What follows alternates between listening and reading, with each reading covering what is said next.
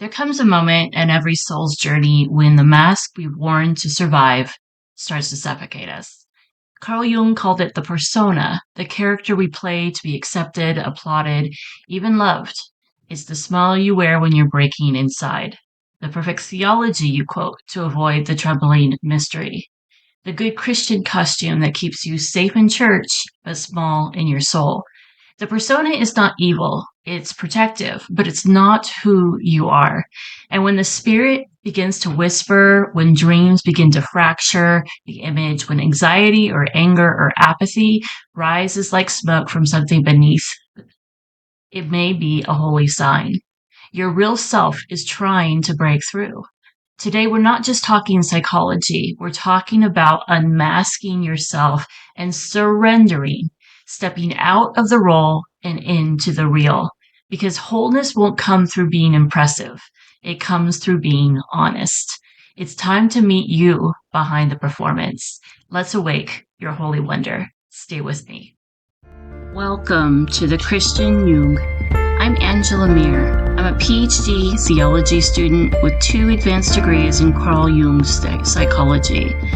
In my own longing for a deeply transformative Christian experience, I found that the psychologist Carl Jung had already provided us with tools that are deeply biblical and aligned with the Christian faith. The rich spiritual tradition that we inherited from the Celtic saints, the Desert Fathers, and the Book of Acts is available for us today. Let's journey together as we discover the spirit in Christianity and water the dry, aching areas of our soul.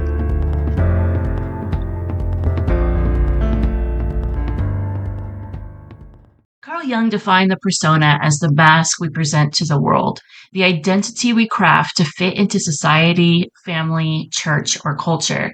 It's not the sense of it's not false in the sense of being a lie. It is false, however, in the sense of being incomplete.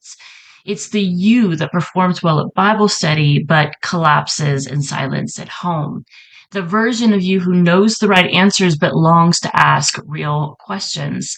The word persona comes from the Latin word for mask, originally meaning or used in Greek theater to denote the role an actor played. But here's the catch. The longer we wear the mask, the harder it becomes to tell where it ends and we begin. Jung warned the danger is that people become identical with their personas. The professor with his textbook, the minister with his sermon, the Christian with their image of righteousness. But scripture too speaks to this inner division. In Matthew 23, Jesus calls out the Pharisees, not because they lacked faith, but because they performed it. Everything they do is for people to see. On the outside, you appear righteous, but on the inside, you are full of hypocrisy and lawlessness.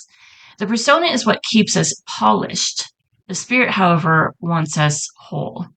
In storytelling, we meet the persona in every hero's journey. You can see it multiple times throughout Scripture. Think of Moses, the Egyptian prince raised in privilege, hiding his Hebrew identity. It isn't until the mask shatters through murder, exile, and wilderness that he meets the burning bush and hears his true name called. Think of Esther, cloaked in royal garments, silent about her own people, until the mask becomes too heavy to wear and she steps forward with trembling courage, declaring, "If I perish, I perish." Or even Peter, who declares his loyalty to Jesus in public, but denies him 3 times by firelight. These are not stories of failure. They're stories of transformation, of people who wore masks until they didn't. Because the mask may help you survive, but only truth as Jesus can help you live. Jung believed that to become whole, we must confront the persona, not to destroy it, but to see through it, to recognize it for what it is. It's a role we play in society. It's a container and a first stage of identity that must be surrendered if we want to meet the sacred fire of ourselves. Scripture agrees. Paul writes in 2 Corinthians 3:18, "And we all, with unveiled faces, beholding the glory of the Lord, are being transformed into his image." We're being unveiled with no mask, no persona, just the radiant, wrestling real image of God in you becoming? What if the mask you've worn, the role that you've played, was never meant to last forever? What if the tension you feel inside is not a sign of failure, but the spirit inviting you into freedom? You don't have to destroy the persona. You only have to loosen your grip on it. Because underneath it, waiting like buried treasure, is the you God dreamed up before the world told you who you must be. And that version doesn't need to be impressive. It just needs to be real. Before we go to this quick break, I want you to think, what are 3 ways that you perform in life? How are those 3 things keeping you from getting to the real you that Jesus is bringing to the surface? Stay with us. If something stirred in you today, if the Spirit is whispering beneath the surface of your life, if you feel the fire of transformation but don't know where to go with it, you are not alone. The Christian Jung community is where we reflect, journal, read, and create together. It's not about performing faith, it's about encountering God in the quiet inner places. It's a space for those being transformed, not just mentally informed. With journal prompts, a guided reading club, an archetypal movie library, and a creative corner to help you listen for the voice within, I invite you. But the doors only open a few times each year, and this is one of those times. So if anything in you is stirring, don't wait. Join us now at angelameer.com, where psychology meets spirit and inner work becomes holy work. Say yes to the fire. Visit angelameer.com and walk in community with us. Welcome back. Jung once treated a man in midlife, brilliant, respected, and deeply religious. He was a professor, a public intellectual, someone others admired for his clarity, discipline, and moral uprightness. But he came to Jung not just for advice on success, but because he was feeling disconnected from reality. He would be lecturing students, attending church, or reading scripture, and suddenly feel like he was watching himself from far away. Jung listened, and instead of offering a solution, he asked this question: who are you performing for? The man was startled. I'm not performing, he said. This is who I am. But his dreams told another story. He dreamed of a house, orderly, elegant, filled with books and icons. But beneath the house was a cellar. And in the cellar, a voice was calling to him, weeping, singing, raging. In the dream, he refused to go down, but Jung told him, that house is your persona, the cellar, that's your soul. You've built a cathedral of intellect, but the spirit lives in the ground floor.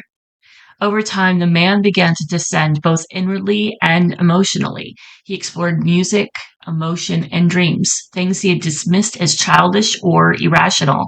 He began to cry for the first time in decades. He reread scripture not for argument, but for mystery.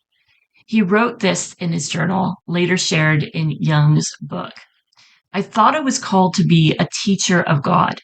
But now I wonder if I'm being invited to become a lover of God, with all the mess, the beauty, and the surrender that implies.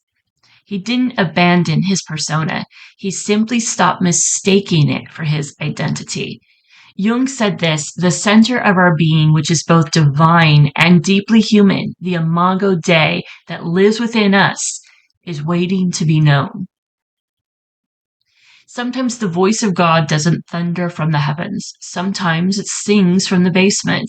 And no matter how polished the house looks upstairs, if we want to be whole, we must be willing to descend into the reality of who we really are. Losing my religious persona was deeply challenging because it had been embedded within me since I was a child. Maybe you recall that a few episodes ago, I had had an awakening where I realized I needed more than just good theology. I actually wanted Jesus to be the lover of my soul. For me, this descent into the cellar began as I read and reread the Song of Solomon. I didn't have good theology about this book. I just had a general sense that the story of two lovers was actually a story of me and Jesus. I realized through the Song of Solomon that I was like the Shulamite woman, but unlike her, I didn't voice my failings to my lover. I hid them and covered them up. This began to change as I was reading and rereading Song of Solomon. I began to speak to Jesus as someone who deeply wanted to know me. My persona mask began to drop because I no longer wanted to keep anything from him.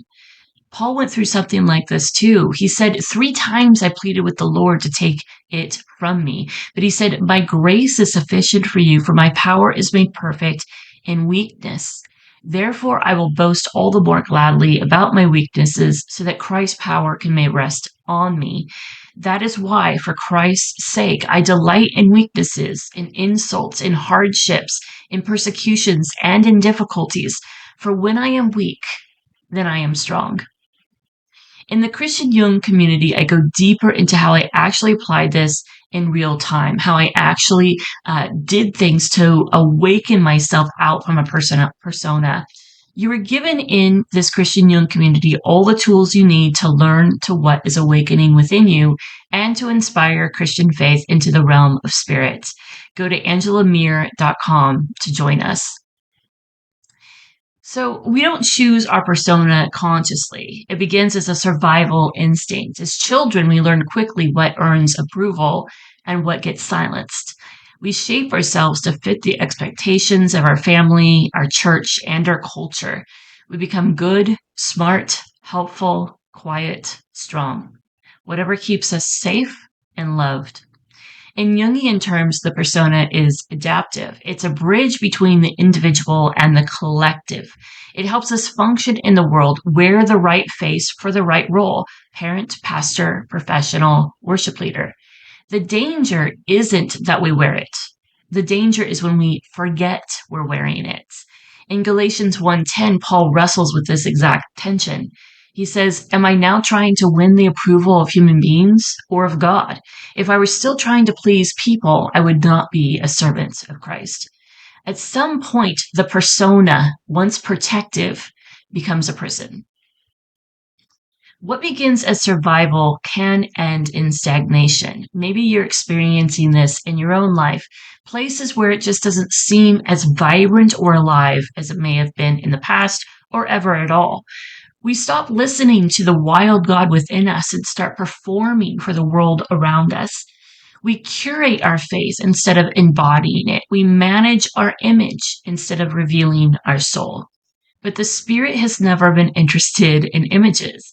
In the Old Testament, when Israel begged for a king to represent them, a figurehead or a persona of strength, God lamented. He said, they have rejected me as their king. God doesn't work through personas. He works through his presence. This is why Jesus, the image of the invisible God, did not come in royal robes, but with dust on his feet and questions for us in his mouth. He came as truth with a capital T, not performance, and he calls us to do the same. There is an invitation in this episode for a sacred undoing, and when your mask begins to crack. In the Jungian process, the confrontation with the persona often marks the beginning of your individuation, the turning inward, the sacred unraveling of who you thought you were, so that you can become who you really are. This unraveling usually starts with dissonance, maybe burnout from being too good, a sense of hollowness despite doing everything right, dreams that challenge your identity, a crisis of faith that cracks the image. Does this sound familiar? Jung called it a breakdown of the outer frame, a collapse that creates room for the inner self to rise. Scripture calls it dying to self, not annihilation, but transformation. As Jesus said in Luke 9:24, whoever wants to save their life will lose it, but whoever loses their life for me will save it. But here's the paradox. What you're losing wasn't you to begin with. Throughout scripture, the Spirit calls people out of persona into presence. Jacob lies, manipulates, performs until he has to wrestle with God for his blessing. David, a shepherd, puts on Saul's armor, a literal persona, before realizing he must face Goliath as the man he is himself. Paul wears the mask of religious zeal, a Pharisee of Pharisees, until he's blinded on the road and sees the truth. Even Jesus asks, who do you say that I am? He wasn't looking for titles. He was inviting relationship. He was inviting depth. I ask you in each episode to reflect on your own mystical practices with Jesus, or to start incorporating contemplative exercises in your life. And as you reflect on today's episode, I encourage you to spend an hour deeply reading the Song of Solomon. See how the persona of your life reacts to this deeply resonant piece of poetry that one of my secular professors actually called the best piece of poetry in the ancient world. Let the experience move you, not just preach at you.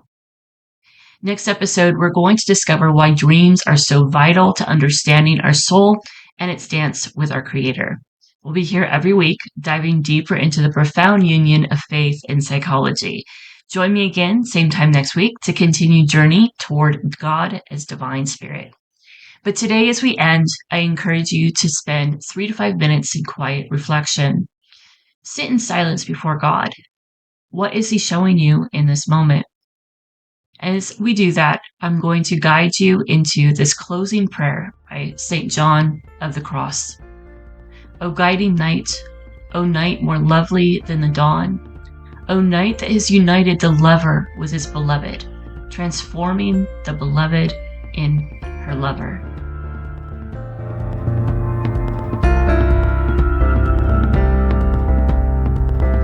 If this podcast has become part of your journey, please consider leaving a review so others know they're not alone when they find it. Don't forget to like, comment, subscribe, and share.